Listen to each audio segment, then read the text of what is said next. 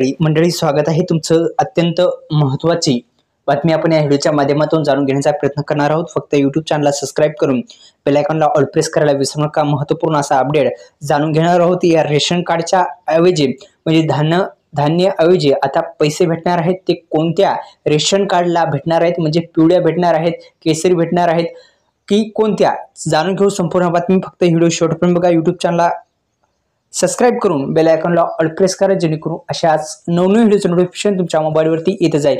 चला तर व्हिडिओला सुरुवात करू। महाराष्ट्रातील शेतकऱ्यांसाठी एक महत्त्वाचा निर्णय घेतलेला आहे।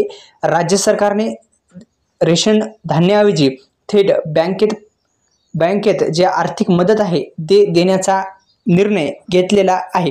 डीबीटी मार्फत हे जे पैसे आहेत ते देण्याचा प्रयत्न आता होणार आहे। त्या संदर्भात 25 जुलै 2025 रोजी अधिकृत शासन निर्णयानुसार GR सुद्धा जाहीर करण्यात आलेला आहे आणि विशेषतः मराठवाडा, अमरावती, वर्धा जिल्ह्यातील पिवळं रेशन कार्ड आहे त्या शेतकऱ्यांसाठी लागू असलेलं इथं देण्यात आलेलं आहे।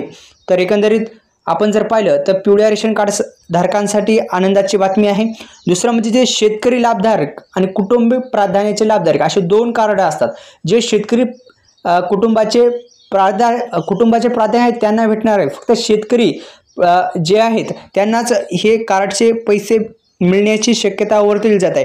मित्रांनो, दोन प्रकारचे कार्ड असतात। आपण आपल्यापाशी जर कार्ड असेल त्याच्यामध्ये नाव तुम्ही वरती जे आहे ते पाहू शकता।